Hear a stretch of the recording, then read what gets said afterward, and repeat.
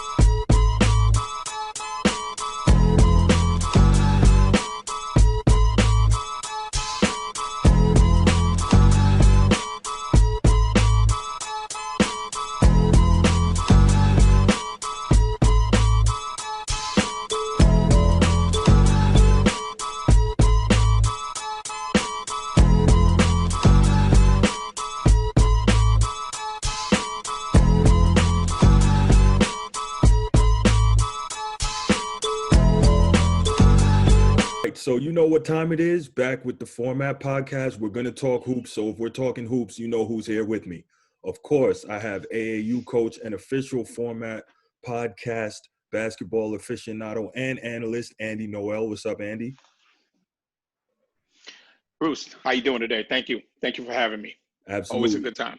Absolutely. And we have a special guest here, courtesy of CLNS Media, the host of the Holding Court with Dee4Three podcast, Derek Ferland. How you doing, Derek? I'm happy to be here. I've been looking forward to this all week. We're talking about stuff that I love to talk about, so this is good. Absolutely. So let me give you a warning. If you are listening or if you're watching this on YouTube, get ready to hear some takes that you might say, "Old man, get off my lawn," or If you use the word hater very loosely without context, then that's a low information response. We don't like that around here. You might say it a few times. With that said, let's get right to it. Gentlemen, first thing we're going to talk, of course, Game 5 is tonight in the NBA Finals. LeBron James has an opportunity to win his 4th NBA championship with his 3rd team, giving the Lakers 17 as an organization and tying the Boston Celtics for the most in NBA history. So we're going to touch on that briefly, kind of get you guys' feelings, get you guys' picks for tonight's game. And Andy, since you're here with me all the time, we're going to go ahead and give our guest the floor to start. Dee4Three, what you got? I predicted this. Absolutely. Thank you, Andy. I predicted this on holding court with Dee4Three before the series started. I said the Lakers would win in 5, that the Heat would get a gimme in there somewhere, and that the way the Heat would win is by monumental performance by a player. It'd be like, Jimmy Butler's 40-point performance that he ended up having or something like that, because the Heat are just not good enough to compete with the Lakers. And I think for a combination of reasons, I think that they don't match up well size-wise. Mm-hmm. They got out-rebounded last game again, 7 rebounds, which is a big deal in a 6-point game. I think that they are strapped by the rules in order to be able to guard LeBron James and Anthony Davis and anybody cutting to the basket. Tyler Hero, Robinson, even Jay Crowder and whatnot. They're almost rendered useless when they start barreling down the lane or get the ball inside. And honestly, the Lakers have more experience and more maturity. I mean, they have guys like the Miami Heat have guys like Tyler Hero, Bam Adebayo, Duncan Robinson, and these guys playing big minutes. You're seeing 35 to 40 minutes from these guys. And, Hero and Duncan Robinson are not good really on the defensive side of the ball either. So they're playing those big minutes, and they're also kind of a liability on the defensive end. So, I mean, for me, one of my problems is with the Heat is watching, like I did last game, them constantly passing up good looks in space.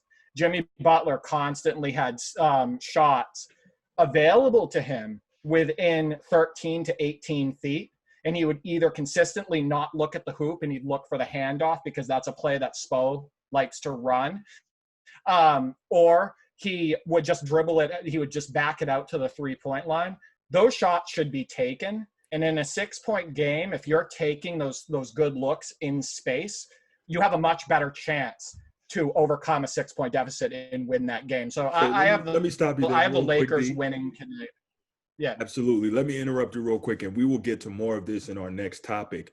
But 2 things you mentioned really stuck out to me. The first thing was the rebounding differential. And it's so funny because most of these teams, the way they're playing now, they would have you believe rebounding isn't important. And I have lamented this to Andy on and off wax time and again about how many of these teams are building themselves to just shoot threes and that rebounding isn't important. But you're looking and you're seeing with the Lakers that, again, Pat Riley's mantra, no rebounds, no rings, is coming into play. So there's that. The second thing I want to touch on really quickly is you mentioning Jimmy Butler consistently passing up quality mid-range looks at the basket. We know that the mid-range is, for whatever reason, a terrible thing, according to the analytics crowd in today's NBA.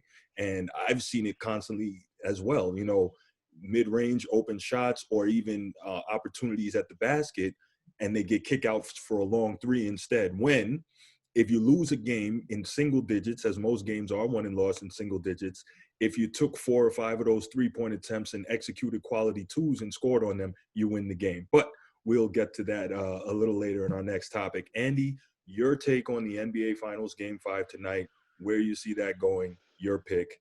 Go ahead. I would echo a lot of these points almost verbatim. The one thing, I wouldn't even call it me differentiating. I would call it more me expanding. And on some of those points, the reality is the Heat didn't have the weapons to compete. They didn't have enough offensive firepower. I think Boston would have been a better matchup for the Lakers, because it would have forced LeBron James to have to defend somebody. They had the size, the active bigs, the athletic bigs to give the Lakers athletic bigs some challenges. The Heat simply aren't there yet. I would venture to say they're a year ahead of projections in terms of being a contender. If they were not in the bubble, they would not be going to the finals, in my opinion. Jimmy Butler, and I'm a big Jimmy Butler fan. I like his grit. I like his grind. I like his approach, his competitiveness. But Jimmy's not that player, right? Jimmy's a 1A. A 1B minus, right? And playing alongside a 1A. Not to mention another point that D made. We're at the point where we've now conceded that the game they are no longer adhering to the rules that we knew, right? So when a player comes barreling down the lane and he puts his forearm in somebody's chest while the referee is standing there looking at it, who would you be talking about, Andy? Listen, I don't need to get specific, and I don't want to beat a dead horse, but what I was trying to do is expand on that point, though, right? It's at this point, this is why I was telling you. I told Bruce and D, you weren't privy to the conversation. I told Bruce before the bubble season even started. I said the Lakers are going to win the championship, and Bruce was like, "Nah, the Clippers got a better team." It's like, it doesn't matter, right? It just doesn't matter. It's like, listen, because here's the problem. The NBA selling a story. Oh, yeah. Right? The NBA selling a story. The NBA selling a narrative. Kobe passing on the unfortunate, untimely demise of Kobe, LeBron being in his 17th year, and all the rest of this stuff that is built into all of the propaganda / marketing that the NBA has invested from the beginning of the season. It was Lakers win or bust. There was no way that it wasn't going to happen, right? So now you restart the season and you just watch it. You watch the completion of it just happening. Could there have been an easier competitor for the Lakers than the Heat? Could there have been? I don't know who. Yeah, right. Who would have been the easier opponent? Right, exactly. It's three things. One is why I call this the WWE NBA, because it seldom feels real. You know what I mean? Where'd you hear that before? Yeah, Bruce, yeah. I've been saying that. Yeah, when I watch the NBA now, it often doesn't look real to me, especially like from the competition side of things. It doesn't look like players are going at full speed. Agreed. And whatnot. Two things I wanted to mention too, to touch on what you said, and this is a fact. One, as far as shooting. You were talking about how they don't have enough shot creators, right? So, you look at the Celtics and they had Jason Tatum who can create his own shot, Jaylen Brown who can create his own shot, Kemba Walker who can create his own shot. They even have guys like Marcus Smart who is much better at creating his own shot. The Heat don't have those shot creatives. You have more spot-up shooters. You have Duncan Robinson, the extremely poor man's Klay Thompson on the offensive end. Yep. You have Tyler Hero. You have Kelly Olynyk coming in, who can't create his own shot. Jay Crowder, who's a spot-up shooter, who never flashes to the basket. So exactly, you don't have – and Bam Adebayo is just a drop-down guy. We know this. That's the reason why he only attempts 8 or 9 shots sometimes in games. And he shoots a high percentage, but that's because he's a drop-down guy. Exactly. So we talk about not taking those mid-range shots real quick, Bruce. I was wanting to bring this up. Look no further than what happened in 2018 in Game 7 when the Celtics got eliminated by the Cavs. They just kept chucking over and over and over again. I think Terry Rozier in that game went 0 for 11 from 3. They had open looks in the mid-range. They had open driving lanes to the hoop on the baseline.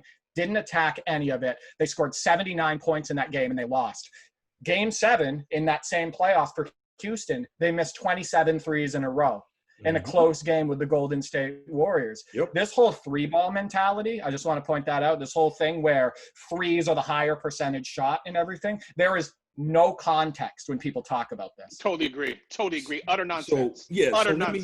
So that to me, right, takes away when they talk about the corner 3 being a higher percentage shot and the mid-range being terrible and the back to the basket post up being the worst shot analytically in basketball. And I'm like, listen, I get that some nerd made the numbers work to push these narratives, but at the end of the day, basketball is very simple. Since the beginning, the premise has always been to get the highest percentage shot.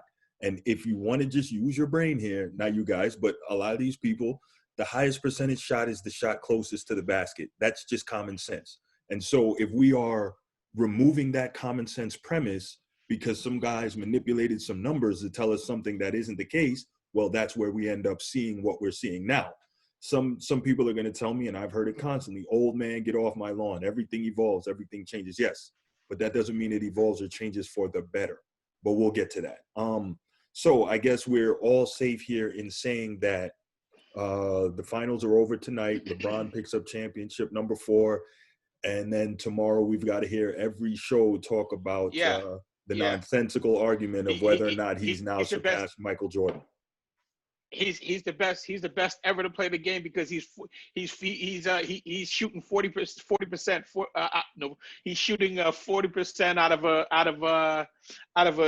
No, I'm sorry. He's 40% in the finals. Yeah. He's 40% in the finals. So now Bruce and I have spoken about this on 1,000 occasions.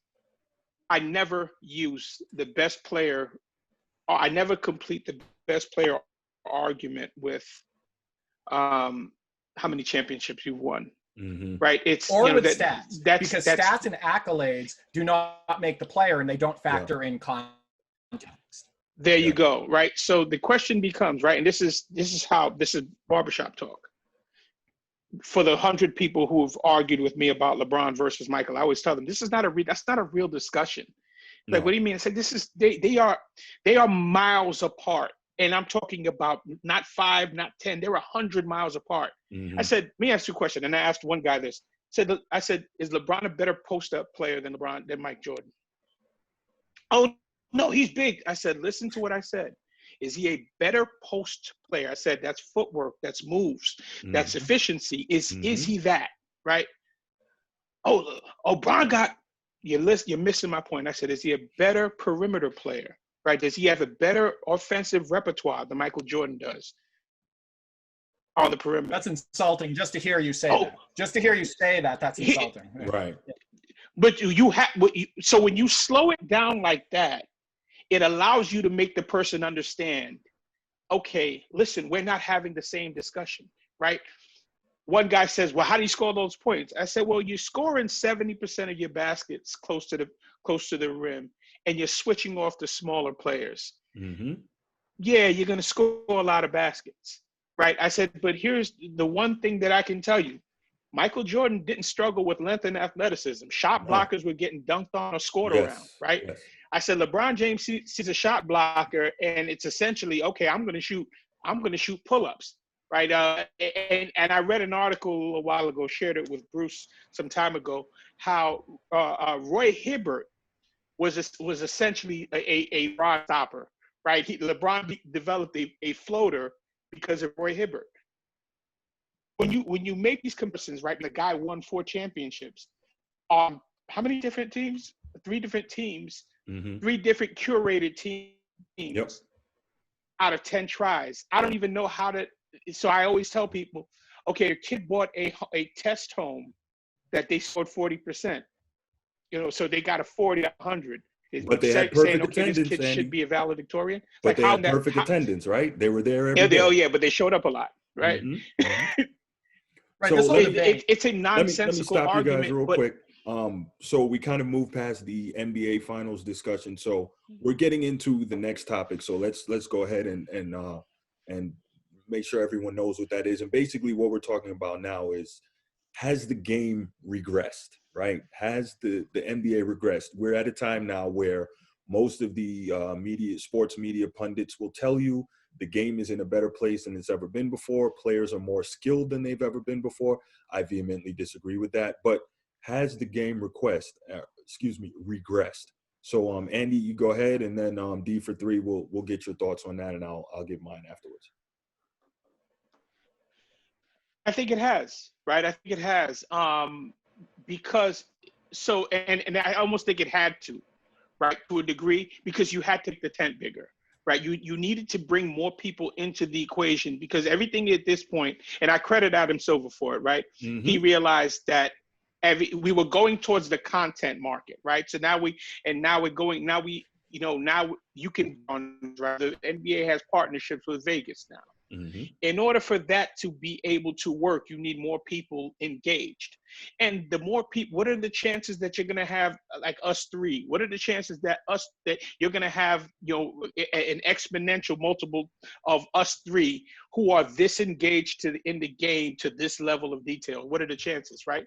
So we are probably more far and few between than we are the norm. Right. So Adam Silver says, okay, well, how do we get more people engaged? So now we switch the game up, we make it faster, we make it more entertaining.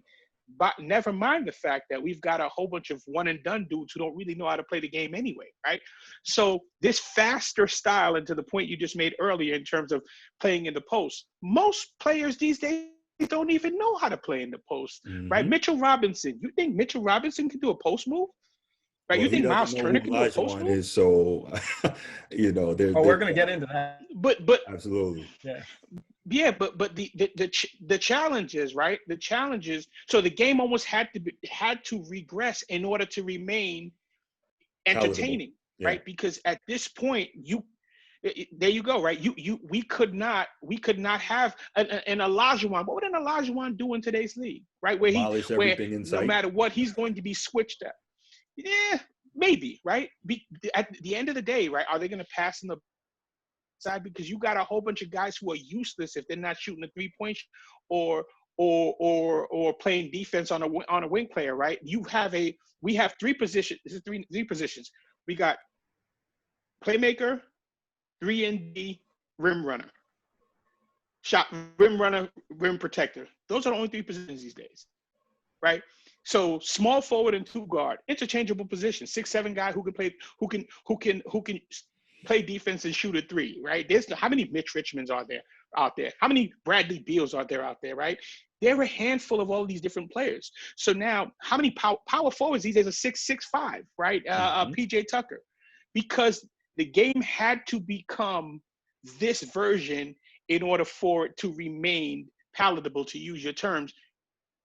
Because what else were these guys going to watch? These guys don't know the game at the technical level. So let me piggyback off that real quick. So, I'll turn it over. Let me piggyback off that real quick. If you do the research, it's been proven that Adam Silver, to your point, has been brilliant in terms of understanding the attention span of today's fan, understanding that the demographic is skewing younger, understanding that social media is one of the keys to growing the following of the game. So you have social media, you have a younger demographic, you have a lower attention span. What do? You boil the game down to stats and highlights, which is why we see all the issues that we have. In 2018, when Cleveland was announced, I believe is the 2022 All-Star Game city, Adam Silver is on wax. I've quoted this numerous times to people. He's on wax as saying the rules changes are working as they were intended in terms of boosting scoring and making the game faster. So now when you get all these guys that are scoring all these points, right, and they're flying up the all-time scoring list, and people are going to tell you, people who didn't see the game in previous eras are going to tell you, well, these guys today are so much better. They can shoot the ball better and they score so much more. Well, lower degree of difficulty plays a tremendous role, and it's amazing to me that that's never even mentioned, right? So before I turn it over to Derek, I have an analogy I like to use, right? I'm a U.S. Army veteran, right? In the Army, the standard is a 12-mile ruck march in less than 4 hours, right? You got to complete the 12 miles with a backpack and a weapon in 4 hours or less. So now let's say I complete my ruck march in 3 hours and 30 minutes. Right, great. With a 40-pound march, 40-pound ruck march, 40 pounds is standard. Now let's say Dee4Three comes along 5 years later and the Army has reduced the standard to a 30-pound ruck. So now he completes it in 3 hours. Is he really faster than me, or is he simply taking advantage of easier conditions? And that's what we realistically have to look at when we look at today's NBA. It's not hating. It's not saying that guys don't have any skill or they can't play, but the game realistically, the rules changes and the way the game is played has been made to proliferate. That's just what it is. So it's amazing to me that it's so hard for these people. Now, the NBA itself, I get it. they have to market what they've got. I get it. Michael Jordan's gone, Magic's gone, Bird's gone, Isaiah, Allen Iverson, all these dudes, Kobe, they're all gone. So you have to market today's players and look towards the future. I get it. But when we talk about sports media that doesn't directly work for the NBA, other sports journalists, etc., as a media member, it's really bothersome to me, the lack of ingenuousness in terms of the reporting and the coverage. And to the point of the topic of this segment, has the game regressed? Yes, it has. Now, that doesn't mean that if you love basketball, you can't still love it. That doesn't mean it's not exciting. That doesn't mean it's not high flying. But it's not hating to say the game has regressed. Dee4Three. I mean, I agree with a lot of your points. One thing I wanted to touch on real quick that Andy said, which is true, the LeBron Jordan debate is concocted by the media. It was like a completely created by the media for attention to drive narratives and stuff. It's the same reason why they keep it between two players, because it caters to short attention spans. It makes everybody feel like an expert. It's the same reason why they don't bring up Bill Russell, Kareem Abdul-Jabbar, Larry Bird, Magic Johnson. It's the same reason why they won't touch on Kobe as a comparison, even though Kobe was more skilled than LeBron as a basketball player. A lot more skilled as a basketball in more on ways both ends of the floor as well. But go ahead. Yeah, exactly. So it's the same reason. Hey, but Kobe didn't open a school. But either way. Right. So yeah, the other point too that I want to make, and where I have a slight disagreement with you, I don't think the NBA had to go this way. And the reason why I disagree with that is because I still think human nature is to crave competition, true competition, people going at it and whatnot, and players and teams going at it, not like what we see today. So I do think, I think that they could have been successful had they kept that height of competition, kept the physicality in the game and whatnot. I do personally think that they didn't have to go in this direction. We've also seen the abysmal viewership of the NBA Finals, right? We know that not as many people are truly watching full games anymore. Of course not. But there was a paper that came out that said that the last NBA Finals game was watched by around 4 or 5 million people. One of the games in the 1998 NBA Finals was watched by 35 million people. Yep.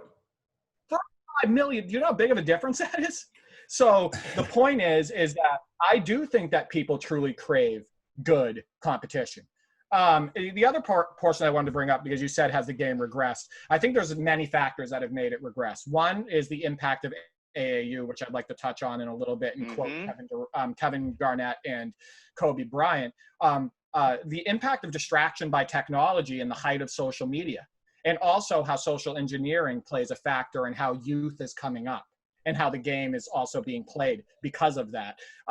Also, the removal of a lot of strength training and strength trainers, the Tim Grover types and stuff, and youth basketball being more of a system, right? More than lacking in creativity and producing the same type of player. Andy alluded to this. He said there's only like 3 positions in basketball right now, right? These players are coming up not learning the same footwork, right? Agreed. They're not learning to shoot in those spaces that they used to play into. They're not playing against older competition to to toughen them up and whatnot coming up, because they're all part of this AAU system. So I wanted to bring up a couple things, if it's okay with you guys, where I completely agree with Kevin Garnett and Kobe Bryant. There was an article written by J.R. Gamble, and he had stated, has AAU destroyed youth basketball culture? And he said, over the past few years, different NBA legends and coaches have blasted AAU culture and blamed it for the demise of certain key aspects of basketball in this country, which we've touched on many of these already. During a February 2017 NBA TV interview with Kevin Garnett, the future Hall of Famer reflected on his passion for the game, which he feels has been killed by AAU basketball. He said, our league now is at a point where you have to teach more than anything, said Kevin Garnett. And then he says, seriously, I hate to say this, but it's real. From the perspective that these kids are not being taught anything coming up, basically. They have intentions and they want things, but the way they see it is not how our league works. You earn everything in this league. You're not entitled to anything. And it's more entitlement than anything. And then Kobe Bryant stated, this is, he said it, horrible, terrible AAU basketball. It's stupid. It doesn't teach our kids how to play the game at all. So you wind up having players that are big and they bring it up and they do all this fancy crap and they don't know how to post. They don't know the fundamentals of the game. It's stupid. When you have limitations and you understand your limitations and you stay within yourself, you can be great, Kobe said. You know what you can do and what you can't do. In America, it's a big problem for us because we're not teaching players how to play all around basketball. That's why you have guys like Pa and Marc Gasol. And that's the reason why 90% of the Spurs roster is European players, because they have more skill. And it ends with teach players the game at an early age and stop treating them like cash cows for everyone to profit off of. That's how you do that. You have to teach them the game, give them instruction. And, you know, to that point, because he brought up Pa and Marc Gasol, Pa recently came out with a quote about the game. He said, it has changed a lot. For me, the big change is the game itself. There are very fast shots, very short possessions, few passes in each attack. There are many hasty shots. When I was younger, some of the shots that are attempted today would have seen the coach send you to the bench as a punishment. Now it is encouraged. By the way, Eton Moore echoed this too.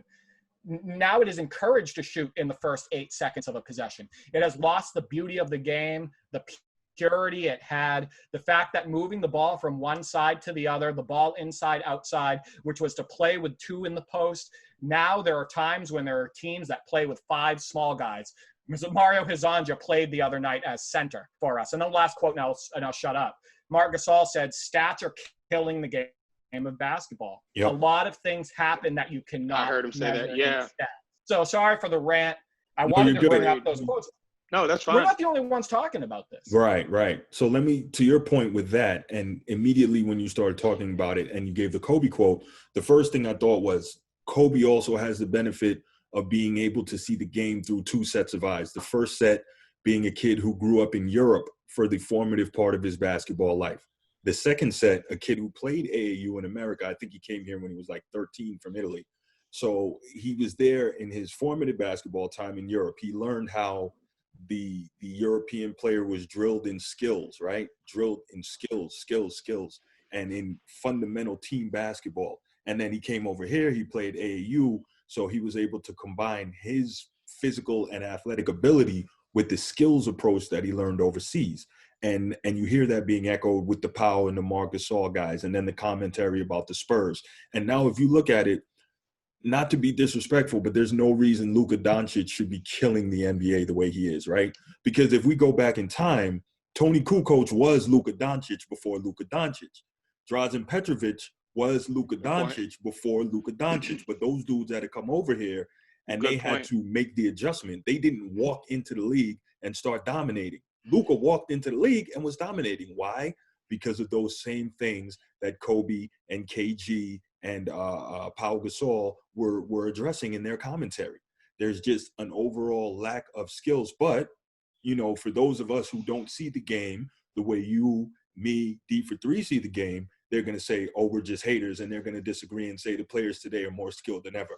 I look at it and certain things drive me crazy. Andy knows this. Point guards can't make a post-entry pass. Seems like one of the most basic skills, right? Now, part of that is guys aren't posting up anymore, but still, a point guard can't make a post-entry pass. Ridiculous. Bigs can't go back to the basket, get position, get it, drop step, and score. Bigs can't use a jump hook. Bigs can't up and under. Common skills for power forward, well, what used to be common skills for powers forwards and centers. It's ridiculous, right? But then, you know, when you complain and say the skill set is lacking, people are going to say, no, the game has evolved. Well, no, not necessarily. I prefer to say the game has devolved. Andy? Do you know why? Sorry, last thing I want to point out. You know why Doncic, and sorry, Andy. No, go for it.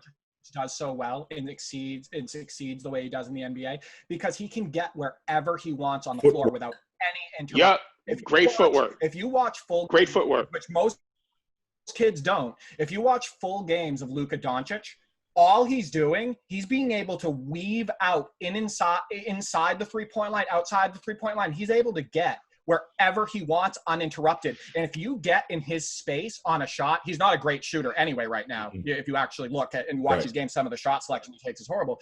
But there's rules now where you have to be so afraid to contest a shot that they call technicals now if your foot lands in the shooter's space, right? So he not only can weave wherever he wants on the court and get wherever he wants, but if you try to contest him, you can't contest him hard. So he can get any shot he wants off in the game. So that's I just wanted to bring that up. That's why Doncic is so successful. Agreed. Couple of points, right? Regarding, let's use Kobe as an example, right? And dovetailing off of your point, Bruce, Kobe came here and played in the Baker League, Philadelphia, right? I live in City, which is a suburb of Philly, so I'm 20 minutes from Philly at most. He came here and played for the Baker League. I remember reading a story about, I think it might have been a game or a season where he couldn't put a bucket in at all because there was some tough kid. You were playing against a tough brand of kid, and with coaches who were no nonsense, right? So you really had to come out here and earn it, right? As a coach, I'll give you an example. We had a tryout on Sunday, and I'm sitting along for the most part. I'm quiet, right? The head coach is doing a lot of the talking. Actually, the director is doing a lot of the talking, and I'm watching. The director's a lot easier going more mild-mannered than I am, but you don't hear anything from me. So I'm watching these kids, and I'm waiting to see, what's going to happen. And then I start screaming at them. Why are you standing there watching? You made a pass, now you got to cut. And I'm talking to kids randomly, and you could see some of the kids have never been spoken to this way, right? They don't know what to do, right? To the point Kobe's making, you got to teach them how to play early, right? So here I am, some guy just standing there who was at one point looking at his phone, all of a sudden screaming at me. There's one kid, and I'm like, why are you on the perimeter, right? The ball goes in, big man follows penetration, and I'm telling him this stuff, and you can see his like he's looking for, like, where did that come from? I've never heard that before, right? You have these coaches who are now more concerned with building teams than they are with building players, right? I would always build my team based on the coachability of the player. Wins and losses will take care of themselves. At the end of the day, I'm here to try to create players and try to create players who understand how to play in systems, because at the end of the day, you go play for a coach in high school and he sees that you understand how to play the game, he's more apt to bring you on to some kid who has a bunch of potential but with a bunch of bad habits. And we are now looking at that. Now let's look at it, John Wall. John Wall had a bunch of potential, but he's got so many bad habits, right? Mm-hmm. And he's a great athlete, but he can't play a basic basketball game, right? Everything has to be really fast, to be up tempo, because when you slow players down, this is when you see what their weaknesses are, right? Mm-hmm. This is when you see what they know how to do and what they don't know how to do, right? So you got to play that up tempo game, again, to the point we were making earlier in terms of today's product. Today's product has to be fast, because to Dee's point, a lot of these players don't have that skill set, right? A lot of these players aren't able to post entry pass, aren't able to set a back screen and set a back screen for somebody and cut baseline to open up that side for somebody else. This is completely crazy to them, right? I tell my son is a long, skinny kid, right? And as a kid, I would always tell him, all you need is a mid-range jump shot and be able to take 1 and 2 dribble pull-ups. You will score 20 points a game easily. I said easily. Left side, right side, middle. I said here, and it'll open the floor up for you to be able to find passing lanes. Why is that? Because at the end of the day, kids your age don't expect that. They expect somebody to shoot a 3-point shot or go to the basket. Nobody's expecting you to say, okay, I'm going to show you the ball on it. I'm going to put my shoulder to your hip, take a hard dribble while you're in recovery. I pull up. Nobody's expecting that. By the time they catch on to that, you've got 8 to 10 points already, right? And then now at this point, they're reacting to everything you do, so you'll be living on the foul line. Coaches aren't teaching that. Coaches are saying, okay, whatever skill set you bring to the equation, I'm going to just basically run with. I'm not going to teach you how to play the game, because I'm really just trying to win games, because I want to become sponsored and I want Adidas or Nike or whoever it is to sponsor us. We're just trying to rack up wins. So to Kobe's point, You're just trying to make money off of these players. But at the end of the day, only the cream of the crop, even now more than before, only the cream of the crop are going to get in. Look how many guys are in the league now. Look at the Chicago Bulls. Like, look at their team. Like, who's over there, right? It's like none of these players are recognizable. You know, none of these guys know what to do because they haven't had the nurturing at the early stages. So now here you are. You're playing 3 years or 2 years in the NBA, and you're off to Europe trying to get a job. Mm-hmm, mm-hmm. All right. Bruce, do you mind if I jump in here? I agree with basically everything Andy just said. I also want to point out a couple things. If being a great athlete meant being a great basketball player, you'd have guys like Greg Minor, Kedrick Brown, Harold Miner, Kenny Skywalker. Guys like that would have been superstars. Just because they would in this league. In this league, they would. Yeah, I agree. In this league, they would be a lot better than they were back at that time. I wanted to bring up too, touch on a point that I brought up earlier about lack of competition, about how poor the defense is and how the effort on defense is so poor in the NBA today. Kyrie Irving said in his, it was in November of 2018, he said, there is no defense being played in the NBA.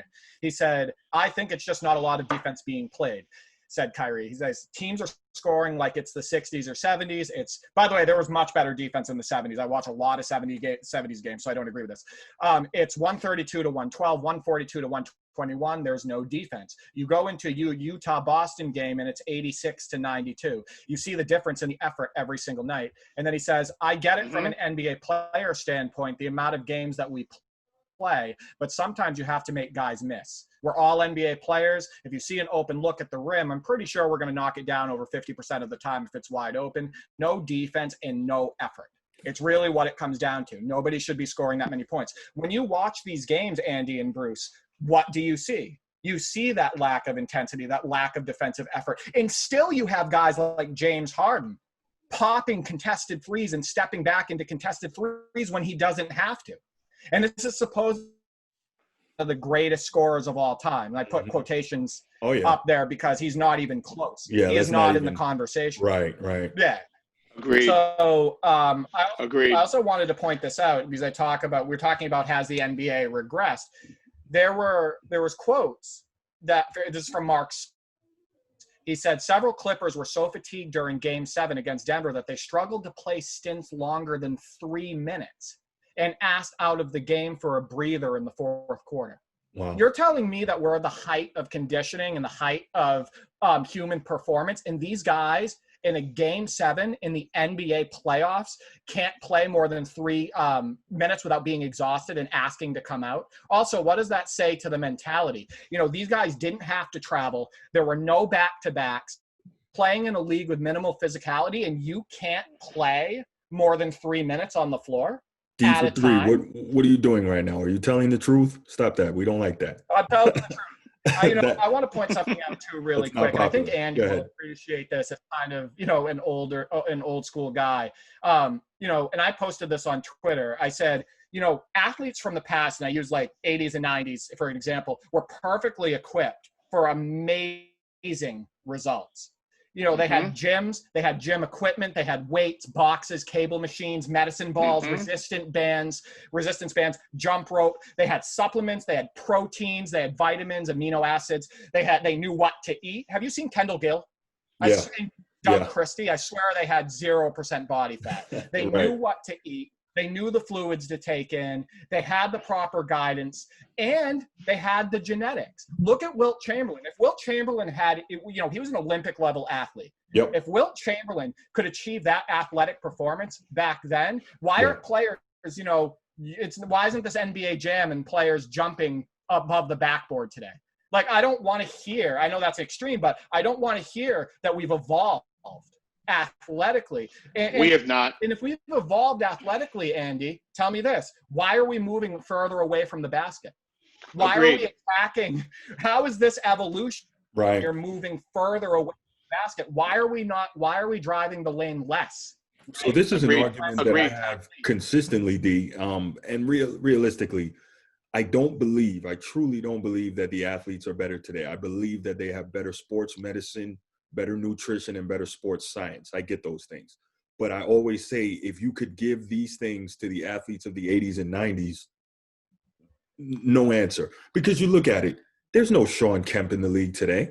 Like you said, obviously there's no Michael Jordan. Now, Michael Jordan is arguably the pinnacle athletically of any basketball player, him and Wilt. And I know a lot of people think I'm crazy for saying that, but guess what? LeBron doesn't run 4.3 and he doesn't have a 48-inch vertical no matter what. There's also more to athleticism, I just want to point out, than jumping. No, I get that. LeBron but I mean, in terms of mightily with footwork, he doesn't have the same core strength. He doesn't have the same balance. He doesn't have the same flexibility. He's good in a straight line. Right. That's so what he's good at. I get that, but what I like to agreed. do, what I like to do when I point out the 40 time of Michael Jordan and the 48-inch vertical, I point those out because those are key benchmarks that people like to reference in terms of athleticism. And since that's what they want to hear, let me make it simple for you. These are the two that you know. These are the two that LeBron can't touch. And now we're talking about Wilt Chamberlain, a guy who was a record holder for 25 years plus in the old Big Eight. At 7'1", he had records in the 100 meters, records in the 200 meters, records in the 400, the hurdles, the 800. He's doing all this at 7'1", the high jump, the triple jump, the long jump, right? All-American in volleyball, All-American basketball. And by the way, Wilt Chamberlain is also in the World Volleyball Hall of Fame. So when we want to say, oh, LeBron is the greatest athlete that the NBA has ever seen, no. Bill Russell was ranked number 7 in the world in the high jump when he was in college as a senior. Like, come on. I get it. It was a long time ago, but just because we want to big up today's players doesn't mean we need to disrespect the ones that came before. But Larry Nance would jump. And his head, I have screenshots of this. His head is above the rim. Okay. Larry Nance got up. Larry Nance could get up. Just like Larry Nance got up. And Larry Nance was great in a straight line. You know what he lacked that great footwork. He lacked the balance and flexibility and the coordination of a Michael Jordan. If we're going to call LeBron James like one of the best athletes of all time, we need to start talking about a guy like Larry Nance then. Because I totally agree. Right? Totally agree. So, Andy, sorry, go ahead. No. So, and I think one of the things, the differentiator between, this era or this previous era and the eras that of the Kendall Gill, of the Doug Christie is mindset, right? These guys competed, right? All of the sports that you just mentioned that Bill Russell and Wilt Chamberlain played, those guys were competing, right? It was mano y mano. These guys weren't worried about protecting their brand. They weren't worried about being embarrassed because of social media. There was a difference between Kobe and some of these other guys, right? And I'll put Dwayne Wade in that category as well, because Dwayne Wade's a competitor, right? These guys were coming out here to beat you because they wanted to beat you, right? They weren't worried about how they were being perceived by the world around them, right? By the media, by social media specifically, right? They weren't really worried about those things. They were coming out here to compete. I'm going to kick your ass. At the end of the day, I'm going to kick your ass, or you're going to kick mine. But here's the thing, right? I've done enough work where I'm not going to let you kick my ass. There are players, and I'm not going to get into any specifics, who will not, right, go against the other team's best player no matter what, right? It's, let's just use KD. Let's use KD in the finals against LeBron, right? People say, oh, wow, well, the novices will say things along the lines of, oh, well, KD had a better team. Okay, listen, at the end of the day, right, the basketball is 5 one-on-ones. It's 5 one-on-ones. It's you've got to win your matchup. When one guy doesn't want the matchup and it will do anything to avoid that matchup, that speaks volumes, right? Because at the end of the day, I've said before, I've played a million pickup games. And sometimes you end up on a bad team and the other team's running you out of the gym or running you off the court. Some guys will say, let's switch the teams up to make it more even. I would rather leave the court than switch up teams. I'm not switching teams. 100%, yeah. Some guys aren't built that way, right? Some guys are like, okay, like again, and listen, for me, it appears as though I'm bashing LeBron. I was a big LeBron James fan till July 8th, 2010. Because what he said to me with saying I'm going to go join somebody else is, I'm conceding that I can't do this on my own. I'm conceding that I need someone else's power and someone else's magic, or whatever term you want to use, someone else's strength, because I can't do it on my own, and I'm not willing to fail trying. Right? I'm not going to allow my record to be blemished by my failures. Right? That's what we are. That's where we are today. So and I think Dee said it earlier with I think he was quoting JJ Redick, but these guys being more concerned with what they look like, right? Walking into a game with all these little weirdo outfits, right? They're more concerned with their image, with their brand, than they are with actually competing. Right. So when you see a guy who's like a Jimmy, like a Jimmy Butler, who will say, LeBron got the best of me most of the time, I want some of that back. These guys can't identify, right? Because this guy's saying, I'm keeping a ledger. You beat me a few times. I got to get one of these back. I need one of these back, right? These guys aren't doing that these days. Everybody wants to be politically correct. They want to carry their men purses, and they want to, they want to, Thank you. Men aren't what men used to be. All right. So before that gets out of hand, we'll leave that right there. We'll definitely leave that there. So we know that Dee's got to run, but before he gets out of here, let's just talk real quick. Media impact on hoops. That's the last topic today, and that one is near and dear to me because I am a trained journalist. I am a member of the media, and the lack of ingenuousness, the lack of objectivity is something that drives me crazy. I get it. As a journalist, we love a great story. We do. And LeBron winning this championship is going to make a great story no matter how you feel about it. With that said, Kawhi winning the championship could also have been a great story. Third finals MVP, back-to-back titles with teams who had never won. Clippers had never been to the finals before. They'd never even been to the conference finals before. So all those things could have made a great storyline. But guess what? The focus has been on LeBron all this time. Andy, you pointed towards it even before the bubble started that, the goal was going to be for LeBron to win, and that would be the focus. And it looks like that's going to happen tonight. But your guys just takes Dee first, you, and then Andy, we'll keep this short. You guys just takes on the media impact on hoops discussions. Absolutely. So first I wanted to say really quick, don't hang this up because I know we switched topics, but two quick points I want to make. Distraction, as far as how the game has been hurt. Distraction by technology. Just like a couple statistics. These are from a couple of years ago. The average smartphone user touches their phone 2,617 times per day. 41% of teens feel overwhelmed by the number of notifications they receive daily. These numbers have gone up.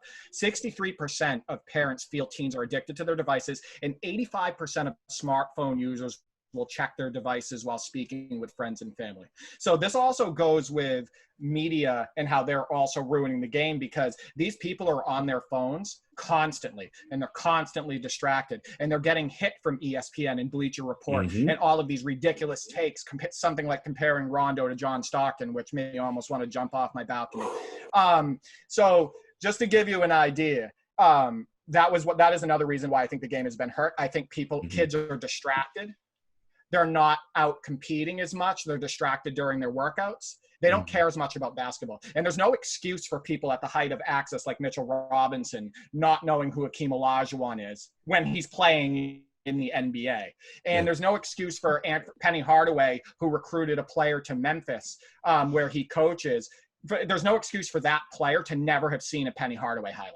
And both of those stories are true. So I just wanted to bring that up. And the last aspect too, regarding, has the game regressed? Look at the Tim Grover example. Did Tim Grover work on any aspect of basketball with Michael Jordan? No. He worked on his strength and he worked on his conditioning. Because you need to be an all-around athlete. You need to have a strong balance, a strong base. And what happens a lot of times, and I think this is one of the reasons why games have regressed and why the game has regressed and why players look so similar today, is because they're all being brought up through a system that discourages strength in basketball. They don't have separate strength and conditioning coaches oftentimes. And all of these athletes, or a lot of these athletes, are being treated the same, like robots. They're being trained the same. And oftentimes at the high school and college level, the person who's the coach or teaching them basketball, or an assistant coach is also doing the strength and conditioning. And I think that's a large reason why all these players blend in together. They're not as strong as they used to be. And I think a large portion of it is because strength has been taken out of the game. So I just wanted to bring that up. Andy, do you have a thought on that?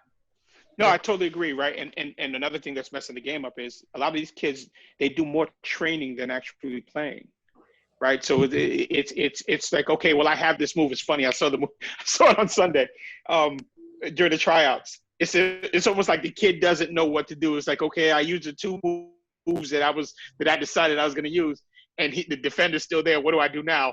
And it's almost like 5 kids did the same thing, and it's a point where you made this point earlier. No one is watching the game. We were inspired by moves we saw the great players make, right? We were, and Bruce, you and Hakeem Olajuwon. My player was Pippen, right? You would watch what these guys did, and you would emulate what these guys did. That is no longer a factor, right? That no longer happens. And I don't know if I'm still speaking on. I thought I was just expounding on what Dee said as it relates to the media ruining the game.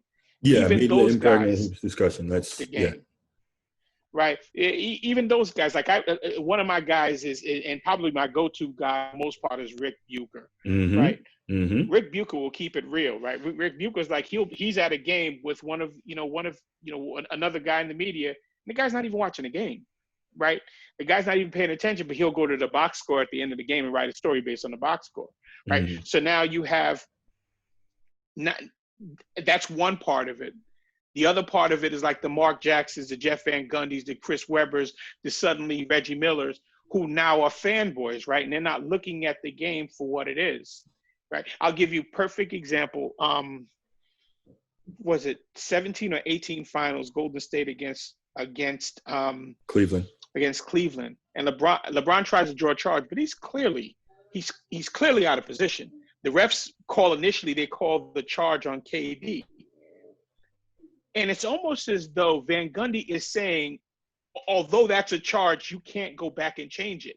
It's like, what? It's a charge, right? At the end of the day, you guys are more fans of the player than you are of the game, right? We know what this is. The guy is moving. He moved into position. Call the charge. We move forward. It doesn't matter what happened. It doesn't matter who the players are. We know what this is, right? There are certain standards and tenets that we follow regardless of who the players are.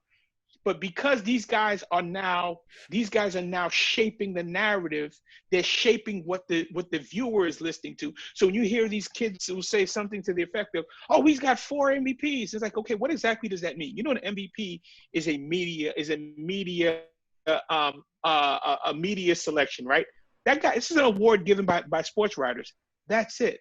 There are no special powers associated with being an MVP. Just it's almost as though everyone is there's 5 All-Stars on the team. It doesn't change anything. Can they play together, right? Does a guy know what he's doing when he has the ball in his hand and there's 4 seconds left on the clock? Is the competition real? Is what you're watching, are these guys truly competing or driving this?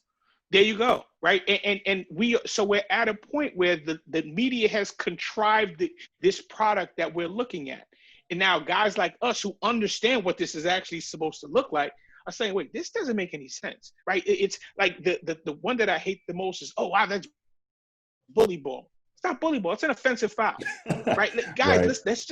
And the defense can't touch him. At the end of the day, too. It's not bully ball when the defense is backing up and their hands are up, because they're strapped by the rules. That's not good.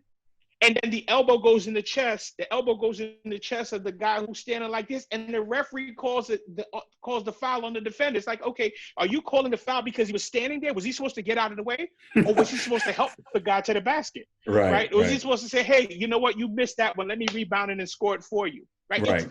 I don't know what I'm looking at anymore, and that's a result of not only the rules, but the guys who are calling the game. So let me bring it back in a little bit in terms of media impact on hoops, and then we'll let Dee get out of here and we'll close this out. Actually, I think I'm actually good on time. Bruce, I'm good on time, and I have a couple final points on what he said. I promise cool. I won't go long. So go ahead. Yeah. Cool. So I think one of the biggest parts about it is, again, what the media seems to be attempting to do in conjunction with the NBA. And I hate to use the blanket term, the media, as I am a media member, but I think what I see a lot is the attempt to cultivate the next generation of fans. And you have to do that with players that are the big names now and the players who are coming up, right? You can't do it by marketing players that they never saw in an era that they weren't born in. The understanding is not there. The appreciation is not there. I'm going to shout him out right now. My nephew, Jakari Jenkins, shout out Jakari. He's constantly telling me how much better the players are today and how much better the game is today. He's 17 years old. And what I like to tell him, I said, listen, I'm not trying to say you don't know basketball.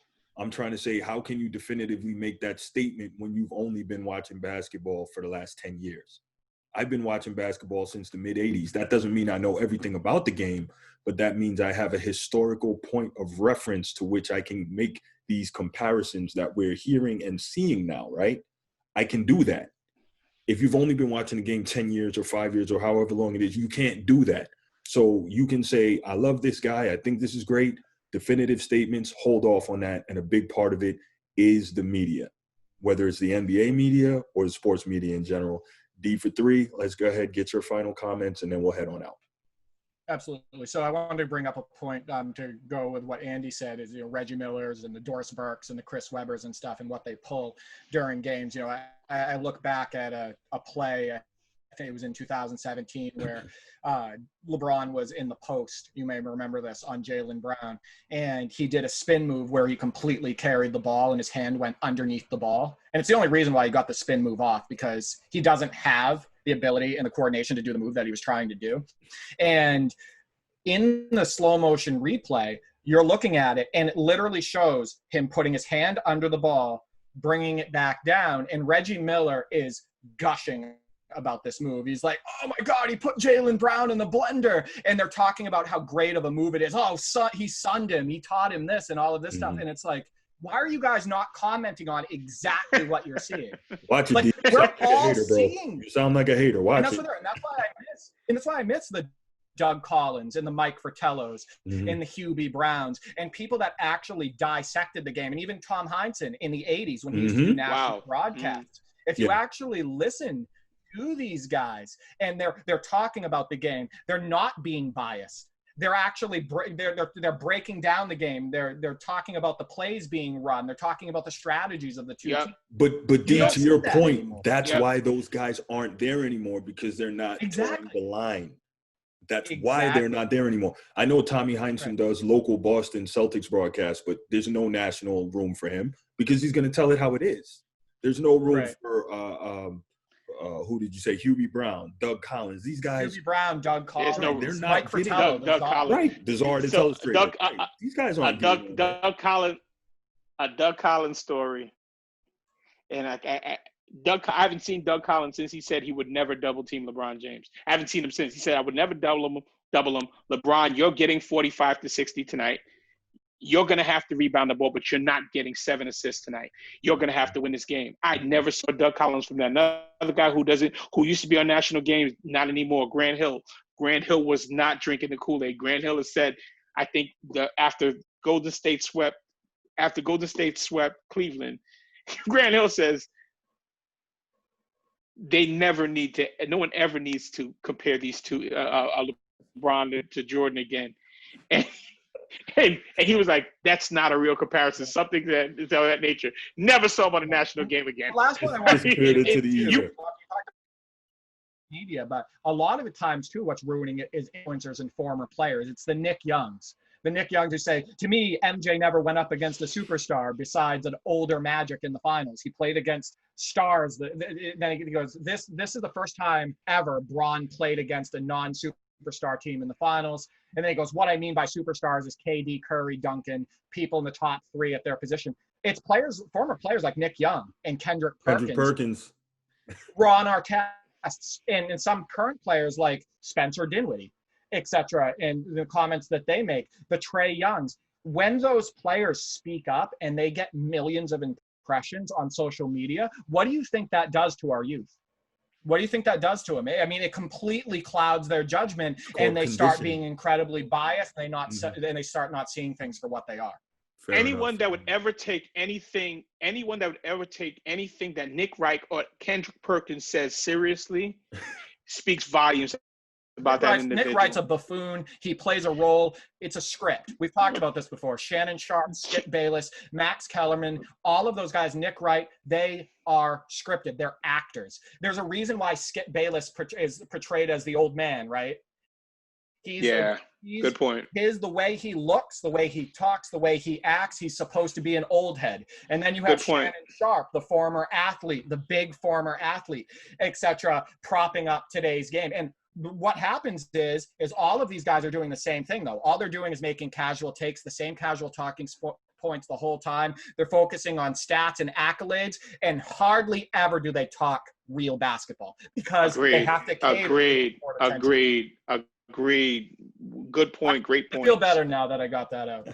Nah, great points. Really good points. All right, guys. Well, I'm going to leave it here for today. Thank you so much, Dee4Three, for taking the time to join our show. I definitely hope to have you on again. It's been great. Been a refreshing breath of air. This was fun. I don't have to hear anything. This was a lot of fun for an hour. But before we get out of here, Dee4Three, tell people where they can find you on social media. Absolutely. I host the Holding Court with Dee4Three podcast. I'm on Apple Podcasts, Stitcher, soon to be on Spotify. I'm also on the podcast section of the CLNS Media website, which is part of North Station Radio, North Station Media, excuse me. You can find me on YouTube, Dee4Three, and also on Twitter at Dee4Three84. Outstanding.